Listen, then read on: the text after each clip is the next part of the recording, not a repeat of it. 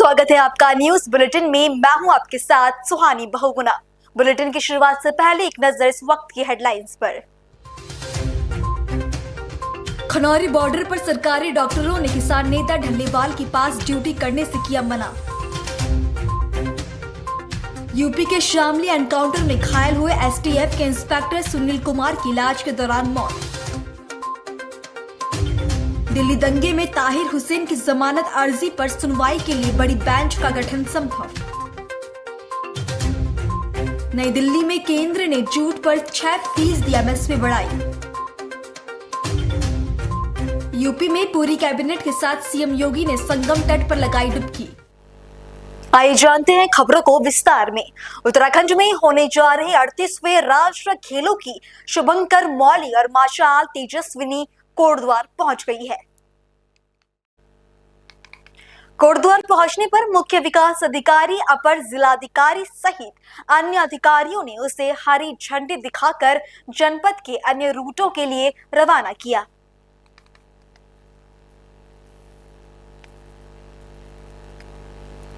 उत्तराखंड के उत्तरकाशी में पुलिस द्वारा नशा मुक्ति और जन जागरूकता अभियान चलाया जा रहा है,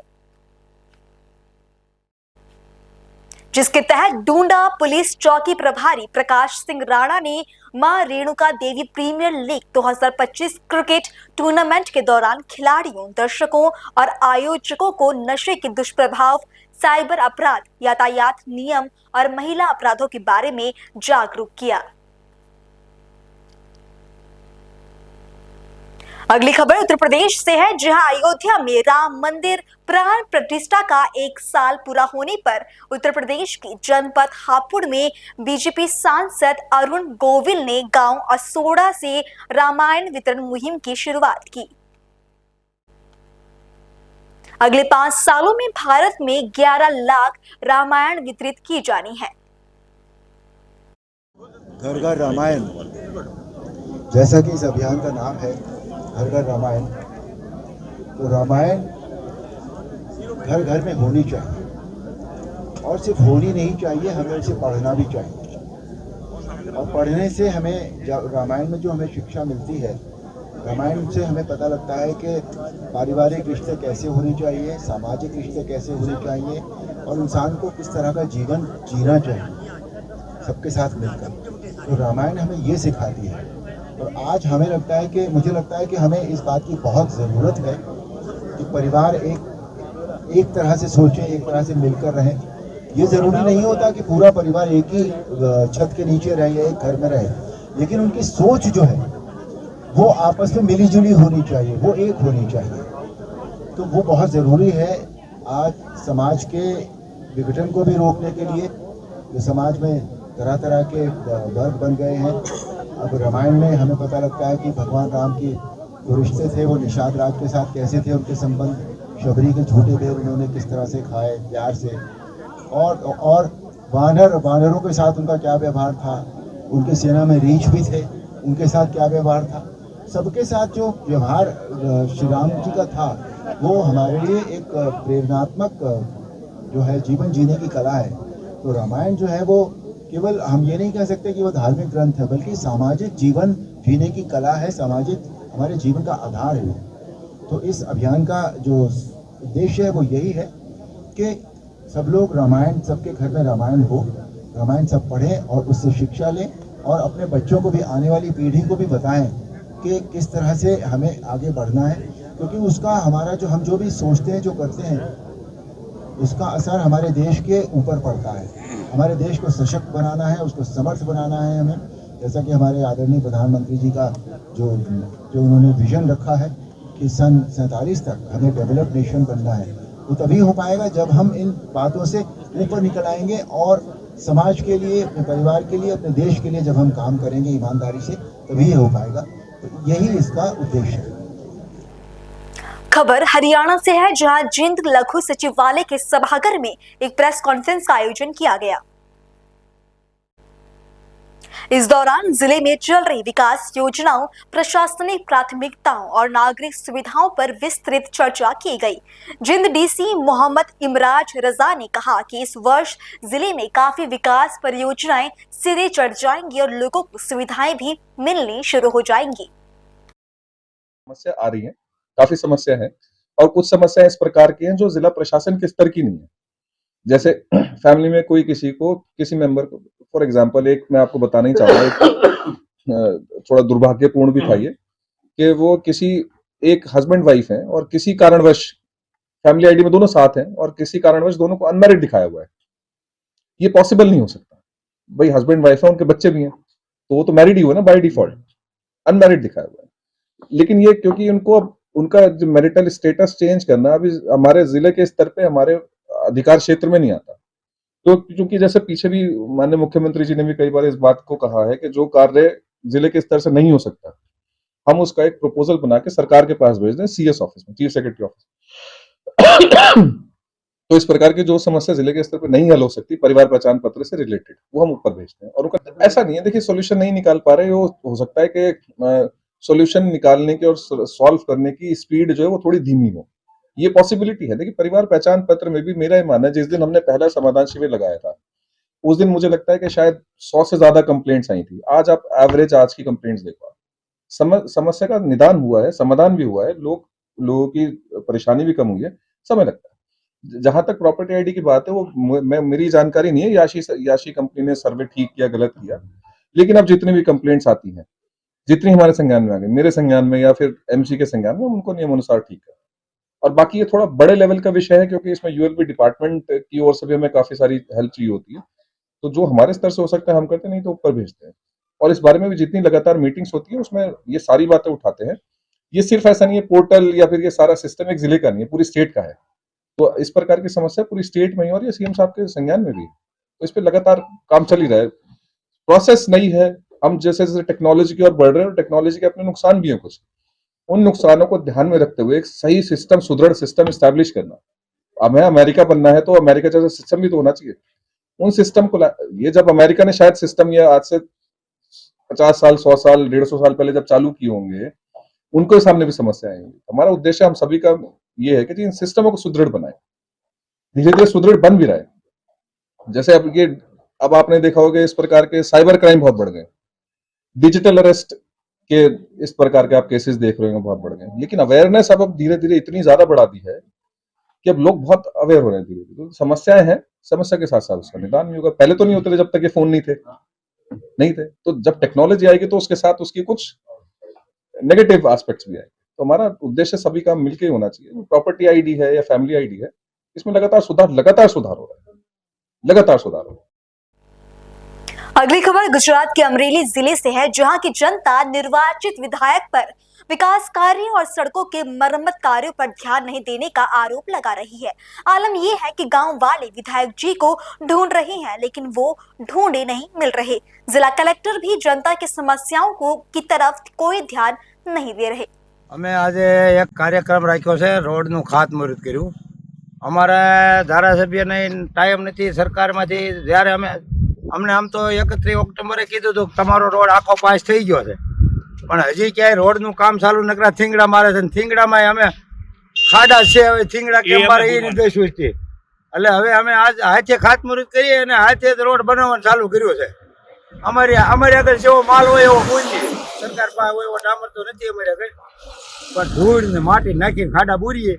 કારણ કે જો કોઈ પ્રસૂતાને બાબરા જવાનું થયું હોય તો પ્રસૂતા થઈ જાય છે રસ્તામાં। એટલે થોડુંક અમને એમ થયું કે હાલો આ થોડા ખાડા બુરીએ અને આ જો કોઈ સરકારના ધ્યાનમાં આવે અને જો એને એમ થાય કે આ રોડ કરવો પડે એમ છે કરે તો સારું। બાકી તો ધારાસભ્ય ખાતમુહૂર્ત તો બહુ કરે છે, પણ હવે અમારે આ કામ ભૂલાઈ ગયું હોય કે હું અમને નથી ખબર। ચૂંટાણા પછી હજી કોઈ સમાડી ગામમાં આવ્યા છે, કોઈ કાર્યક્રમ હોય એવું કાંઈક હોય ત્યારે આવ્યા છે। બાકી કોઈ એવી કોઈ મુલાકાત નથી લીધી હજી સુધીમાં કે તમારા ગામને શું મુશ્કેલી છે, શું જરૂર છે। રજૂઆત સાંભળવા હજી ક્યારે આવ્યા નથી, ટાઈમ નથી એને ખાતમુહૂર્તના ટાઈમ છે એટલે ખાતમુહૂર્ત કર્યા કરે। બાકી તો હવે અમે પબ્લિકને હાથે કામ કરવું પડે એવું છે એટલે કરીએ। બધા ગામોને હું ભલામણ કરું ભાઈ જ્યાં જરૂર હોય ને આપણે હાથે કરી લેવા, સરકારની વાટે બહુ ન રહેવું। નકર આપણને મુશ્કેલીનો આપણે સામનો કરવો પડશે. આપણે જેટલું હાથે કરીએ એટલું આપણને ફાયદો. સરકારમાં કાંઈ કરી દે એમ નથી આપણને. સરકારની વાટે બેસો તો તમે હેરાન થવાનું. ભાઈને દેવળિયા સુધીમાં 10 કિલોમીટરમાં કેક 2-3 કિલોમીટર ને 5 કિલોમીટર ને કટકે કર્યો. બાકીના ખાડા બુર્યા છે તો ખાડામાં કાંઈ બુર્યા એમાં અમુક ઉલાળીને ઠોકે એવા ખાડા બુર્યા. હવે આમાં અમારે હાલવું ક્યાં એ મુશ્કેલી મોટી છે. એટલે અમે હવે હોવની હાથે કામ કરવાનું ચાલુ કર્યું છે. બસ આમાં કોઈને એમ થાય મુલાકાત કરવી છે આ ગામની તો કોઈ મીડિયા વાળાને આવવાની છૂટ છે, કોઈ અધિકારીને, કોઈ નેતાને. કોઈને એમ થાય કે આ સમાડી ગામ છે, અમરેલી જિલ્લામાં બાબરા તાલુકામાં ગામ આવેલું છે, અને કોઈને એમ થાય કે મળવું છે તો છૂટ છે. બાકી તો ઠીક છે, હવે અમારે કોઈની આશા નથી. મત વખતે આવતા એમ આવજો પાછા ચૂંટણી આવે તો. બીજું હું हरियाणा के जिंद जिला परिषद अध्यक्ष मनीषा रंधावा के खिलाफ अविश्वास प्रस्ताव पर बुधवार को होने वाली बैठक डीसी की अचानक छुट्टी पर जाने के कारण स्थगित कर दी गई। इससे पहले भी 2 बार ये बैठक स्थगित हो चुकी है। मनीषा रंधावा ने कहा कि विकास कार्यों पर ग्रहण लग चुका है और अब वो हाईकोर्ट जाने पर विचार कर रही हैं। बैठक थी, क्या रहा बैठक? अविश्वास प्रस्ताव पर होने वाली बैठक डीसी साहब के छुट्टी होने चले जाने के कारण रद्द हो गई। हम बैठक के लिए पूरी तरह तैयार हैं, हमारे पास पूर्ण बहुमत है। बैठक नहीं होने के कारण 5 करोड़ से ज्यादा के विकास कार्य रुके हुए हैं। वलसाड जिले वापी नगर निगम में शामिल होने के खिलाफ ग्रामीणों ने विरोध प्रदर्शन किया। कांग्रेस विधायक अनंत पटेल ने ग्रामीणों को संबोधित किया और उन्हें विरोध करने के लिए प्रेरित किया। ग्रामीणों का कहना है कि नगर निगम में शामिल होने से उनके गांव का विकास बाधित होगा और उन्हें अपने दैनिक मुद्दे उठाने में भी दिक्कतें होंगी। વાપી મહાનગરપાલિકામાં જબરજસ્તી જોડવામાં આવેલા 11 જેટલા ગામોના લોકો દ્વારા આજે એક જાહેર સભાનું આયોજન કરવામાં આવ્યું હતું અને અમને પણ નામદા ગામે આમંત્રણ આપવામાં આવ્યું હતું. ગામના લોકો આક્રોશમાં છે કે ભારતના બંધારણ હેઠળ એવી પ્રાવધાન આપ્યા છે કે કોઈ પણ ગ્રામ પંચાયતે નગરપાલિકામાં મહાનગરપાલિકામાં જોડતા પહેલા ત્યાંની ગ્રામ સભા પાસે પૂર્વ મંજૂરી લેવી જોઈએ, પરંતુ અહીંના સરપંચો આગેવાનોના કહ્યા મુજબ બતાવ્યા મુજબ કોઈ પણ જાતની ગ્રામ સભા લેવામાં આવી નથી અને જબરજસ્તી ગામના લોકોને જોડવામાં આવે છે. આ બધા નાના નાના ગામો છે, વાપીથી દૂર છે, ભૌગોલિક પરિસ્થિતિથી પણ વાપીમાં જોડાયેલા નથી, છતાં પણ એને જબરજસ્તી લેવામાં આવ્યા છે. એનો ઘોર વિરોધ કરવા માટે આજે સૌ ઉપસ્થિત હતા. આવનારી 6 ફેબ્રુઆરીએ પણ અમે પારડી ખાતે પ્રાંત અધિકારીને આના વિશેનું આવેદનપત્ર આપવાના છે અને આવનારા દિવસમાં અમે ઉગ્ર આંદોલન બનાવીશું. કયા પ્રકારના કાર્યક્રમો યોજાશે ખાસ કરીને વિરોધને લઈને? અહીં પહેલા તો અમે આ જાહેર સભા કરી લોકોનો મૂળ જાણી લીધો. હવે આવનારી 6 તારીખે પ્રાંત અધિકારીને આવેદનપત્ર આપવાના છે. ત્યારબાદ પણ અહીં કોઈ ગ્રામ સભા ન કરવામાં આવે તો અમે ઉગ્ર આંદોલન કરીશું. જેવી રીતે રસ્તા રોકો આંદોલન, ગામ આખા ગામને બંધ પાડીશું, ધરણા પ્રદર્શન પ્રાંતની કચેરીની આગળ કરીશું. उत्तराखंड की पौड़ी पुलिस और प्रशासन ने निकाय चुनाव की तैयारी पूरी कर ली है। वरिष्ठ पुलिस अधीक्षक पौड़ी लोकेश्वर सिंह द्वारा नगर निकाय चुनाव को सकुशल संपन्न कराए जाने हेतु सभी राजपत्रित और जोनल अधिकारियों को पोलिंग पार्टियों साथ ही सुरक्षा में लगे कार्मिकों को ब्रीफ करते हुए संबंधित मतदान केंद्रों पर रवाना करने हेतु निर्देशित किया गया। सभी को कर्तव्यनिष्ठा होकर ड्यूटी करने और राज्य चुनाव आयोग के द्वारा दिए गए निर्देशों का अनुपालन करवाने को भी कहा गया है। पौड़ी में नगर निकाय 2025 के लिए 187 पोलिंग पार्टियां 22 जनवरी को रवाना हो गई। जिला निर्वाचन अधिकारी डॉक्टर आशीष चौहान ने मतदान कार्मियों को पारदर्शिता और सतर्कता के साथ काम करने के निर्देश दिए। चुनाव की निष्पक्षता और शांति सुनिश्चित करने के लिए सख्त दिशा निर्देश दिए गए। कोटद्वार, श्रीनगर, पौड़ी, जोंकी, सतपुली और थली सैण से पोलिंग पार्टियां रवाना की गई हैं। उत्तराखंड के डोईवाला पुलिस ने 21 जनवरी को नगर निकाय चुनाव को शांतिपूर्वक संपन्न कराने के लिए फ्लैग मार्च किया। प्रभारी निरीक्षक डोईवाला के नेतृत्व में पुलिस बल ने कस्बा चौक, प्रेम नगर बाजार से लेकर ऋषिकेश रोड और अन्य क्षेत्रों में मार्च किया। फ्लैग मार्च के दौरान लाउड हैलरों के माध्यम से लोगों से आचार संहिता का पालन करने और निष्पक्ष मतदान की अपील की गई।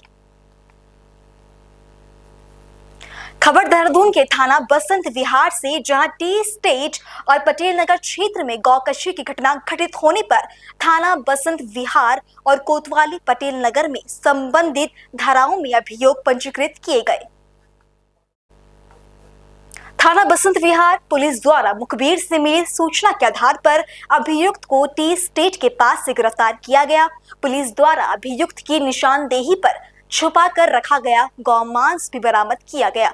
पुलिस टीम में उप निरीक्षक अशोक कुमार, विनय प्रसाद भट्ट, कांस्टेबल और अन्य लोग शामिल थे।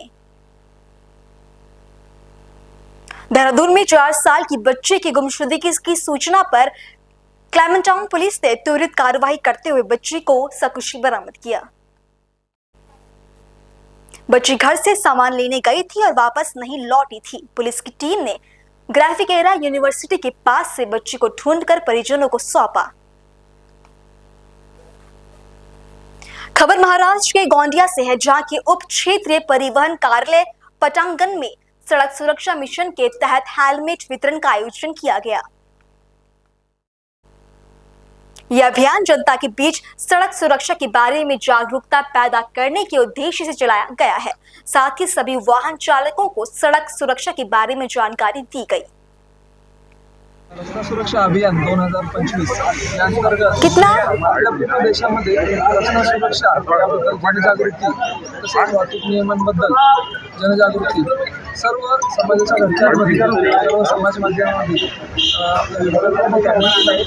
त्याचाच यानिमित्त उपप्रादेशिक परिवहन कार्यालय गोंदिया यांच्यातर्फे आज हेल्मेट वितरण समारंभ आयोजित करण्यात आला होता। यामध्ये आपले आदरणीय जिल्हाधिकारी साहेब यांच्या हस्ते तसेच इतर मान्यवर यांच्या हस्ते पूर्ण गोंदिया जिल्ह्यामध्ये 100 हेल्मेट तसेच वॉकॅथॉन आणि इतर रस्ता सुरक्षा अभियान यामध्ये सहभागी झालेले विद्यार्थी तसेच इतर समाजातील घटक या सर्वांना प्रशस्तीपत्र वितरण करण्यात आलेलं आहे। या समारंभाचा मूळ हेतू हा आहे की रस्त्यावरचे अपघात कमी करणे, रस्ता सुरक्षेला प्राधान्य देणे तसेच सर्व समाजातील स्तरांमध्ये रस्ता सुरक्षा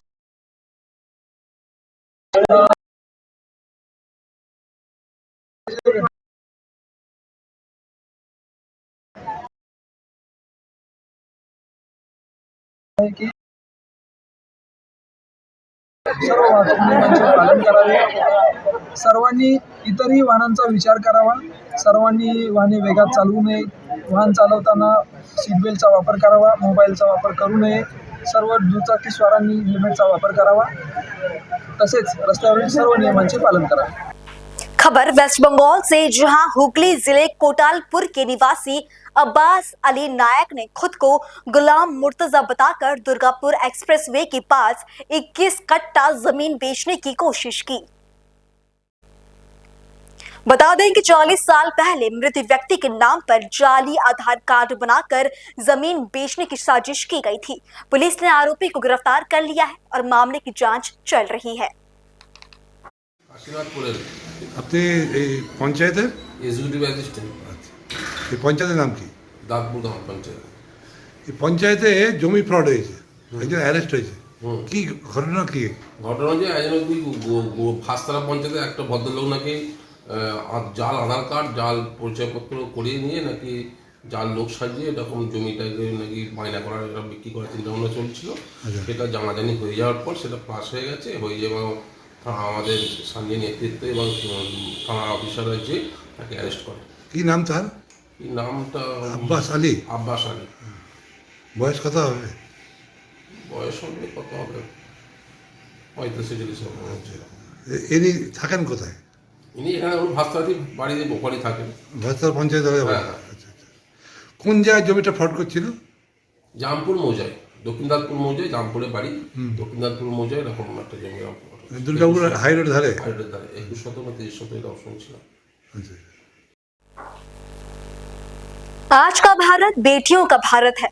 वो बेटियां जो कभी 4 दीवारों के भीतर सिमटी रहती थी, अब आसमान की ऊंचाइयों को छू रही हैं। बेटियों को मजबूत और सशक्त बनाने के लिए 22 जनवरी 2015 को हरियाणा के पानीपत से शुरू हुई बेटी बचाओ बेटी पढ़ाओ योजना ने पूरे देश में क्रांति ला दी है।